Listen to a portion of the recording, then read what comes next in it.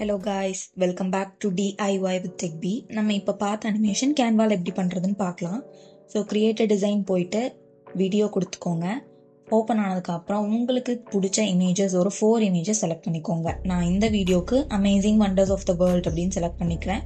So உங்கள் ப்ரெசன்டேஷனாக இருக்குன்னா அதோட இமேஜஸ் நீங்கள் செலக்ட் பண்ணிக்கலாம். நெக்ஸ்ட் அதில் கிராஃபிக்ஸ், வீடியோஸ், ஃபோட்டோஸ் எது வேணாலும் சூஸ் பண்ணிக்கோங்க. நான் ஃபோட்டோஸ் சூஸ் பண்ணிக்கிறேன். ஃபோட்டோஸில் நான் ஆல்ரெடி ஒரு 4 ஃபோட்டோஸ் ஆல்ரெடி செலக்ட் பண்ணி வச்சுருக்கேன். பட் மேக் ஷூர் உங்களுக்கு டாப் அண்ட் பாட்டமில் கொஞ்சம் எம்டி ஸ்பேஸ் இருக்கிற மாதிரி வச்சுக்கோங்க. அது உங்களுக்கே புரியும் ஏன்னு. ஸோ நான் எனக்கு தேவையான ஒரு 4 ஃபோட்டோஸ் நான் இப்போ ஃபஸ்ட்டு செலக்ட் பண்ணி ஒரு ஃப்ரேமில் வச்சுக்கிறேன்.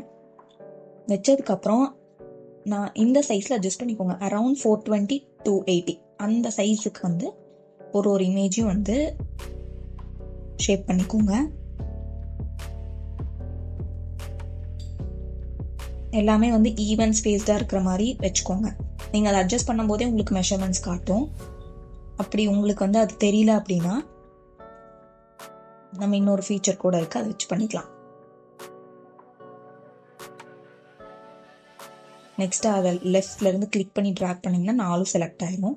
அதில் பொசிஷனில் போயிட்டு ஹரிசான்டலியும் கிளிக் பண்ணிங்கன்னா அது ஈவன் ஸ்பேஸ் தான் உங்களுக்கு அலைன் ஆகிடும். நெக்ஸ்ட் அதை குரூப் பண்ணிக்கோங்க. குரூப் பண்ணதுக்கப்புறம் அதை சின்னது பண்ணிக்கோங்க. இது எப்படி சின்னது பண்ணுன்னு பார்க்குறீங்களா? இந்த கீழே இருக்கிற இதை ப்ரெஸ் பண்ணிங்கன்னா உங்களுக்கு கீழே இருக்க அந்த ஃப்ரேம்ஸ் எக்ஸ்பேண்ட் ஆகும். மேலே இருக்க செலக்ட் பண்ணிங்கன்னா மேலே இருக்க frame zoom in zoom out ஆகும். ஸோ நான் அதை குட்டி பண்ணிக்கிறேன். எதுக்காகனா ஃபர்ஸ்ட் இமேஜை மட்டும் ஃபுல் ஸ்க்ரீனுக்கு வர மாதிரி அட்ஜஸ்ட் பண்ணிக்கோங்க.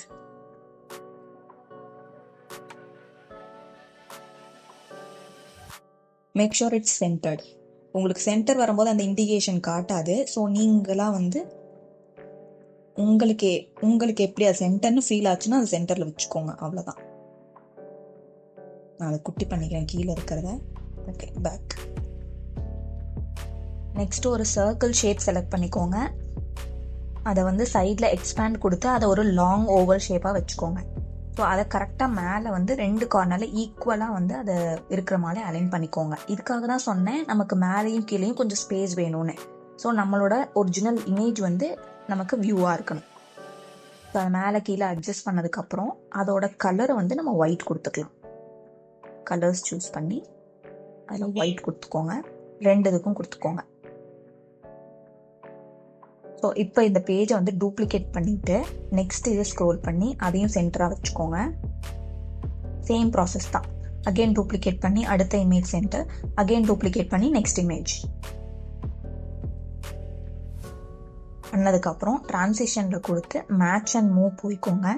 டியூரேஷன் ஒரு 1.8 செகண்ட்ஸ் ஒரு 2 செகண்ட்ஸ் அரௌண்ட் நீங்கள் வச்சுக்கலாம். இது நீங்கள் டிஃப்ரெண்ட் இது வச்சு எப்படி வருதுன்னு பார்த்துக்கலாம். நெக்ஸ்ட் டைமர் போயிட்டு ஒரு 2.5 செகண்ட்ஸ் வச்சு அப்ளை டு ஆல் பேஜஸ் கொடுத்துக்கோங்க. ஸோ இப்போ எப்படி வருதுன்னு ப்ளே பண்ணி காட்டுறேன்.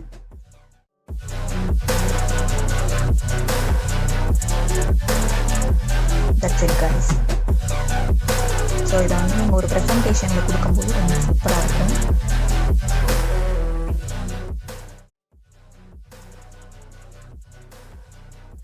ஸோ இந்த மாதிரி வீடியோஸ் பிடிச்சிருந்துருக்கு அப்படின்னா சப்ஸ்கிரைப் பண்ணிக்கோங்க, ஒரு லைக் கொடுத்துக்கோங்க. இல்லை ஏதாச்சும் இம்ப்ரூவ்மெண்ட்ஸ் இருக்குன்னா கமெண்ட் பண்ணுங்கள். பாய்.